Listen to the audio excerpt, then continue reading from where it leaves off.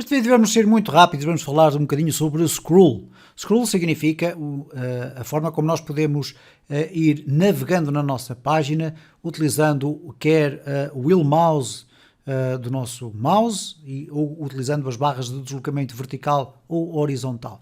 Ora, neste caso concreto vamos simplificar as coisas desta forma. Eu tenho aqui uma página que contém este conteúdo. Vou abrir aqui no Live Server e nós temos aqui um conteúdo de texto. Okay? Poderíamos ter imensos elementos de HTML, etc. Mas para o que interessa chega este conjunto de conteúdo. Eu vou aqui refrescar novamente para ficarmos com isto limpo. E o que eu vou fazer aqui é uma coisa muito simples. Eu vou acrescentar aqui a parte do script. Vamos colocar aqui um script. E aqui dentro eu vou colocar uma função, executar. E dentro desta função eu vou-vos mostrar aqui alguns detalhes. Neste caso 4 detalhes. Por exemplo, se eu quiser fazer com que a minha página seja deslocada para uma determinada posição, eu posso usar o window, .scroll to, e o scroll to, eu vou poder dizer aqui, ok, quais são as opções de scroll. Bom, se eu colocar aqui 0,200, vamos verificar o que é que vai acontecer aqui. Reparem, eu tenho o meu scroll no topo, vou aqui colocar o executar, vou executar e reparem como o meu scroll deslocou-se através do código. Eu não tive que mexer aqui na parte do scroll. Reparem, eu vou executar novamente e ele vai mover-se para a posição que eu quero. Isto é, a posição que aqui está em cima corresponde a que daqui para cima, a parte escondida, corresponde a 200 pixels. Ok? Bom, outra circunstância que podemos aqui executar, que é o document element,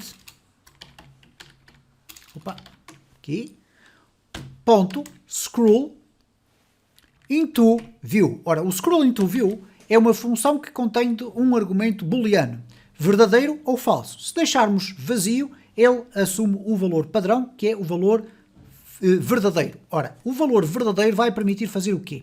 Reparem aqui. Se eu agora deslocar aqui o meu scroll aqui para o meio, se eu agora executar a minha função, ele vai voltar para o topo da minha página. Bom, da mesma forma que isto acontece, se eu em vez de colocar aqui o scroll into view sem valor nenhum, se eu colocar aqui false, vai acontecer exatamente o inverso. Isto é, se eu estiver aqui em cima e agora executar, ele vai passar para o fundo da minha página. Ok? E finalmente nós podemos fazer até um scroll by. O scroll by é escrito da seguinte forma: window, isto é a nossa janela, scroll by, e o scroll by permite-me definir que cadência é que eu quero usar para fazer o meu scrolling. E reparem que aqui nas opções eu tenho ali o X e o Y. É a segunda assinatura deste método.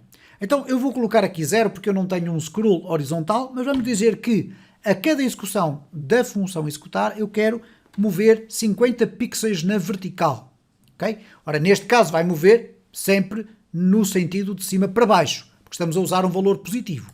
Então reparem o seguinte, se eu aqui refrescar a minha página, okay, vamos colocar lá em cima o nosso scroll e agora vamos executar e reparem o que é que acontece à scroll bar. Sempre que eu executar, ela vai baixando ali na minha página.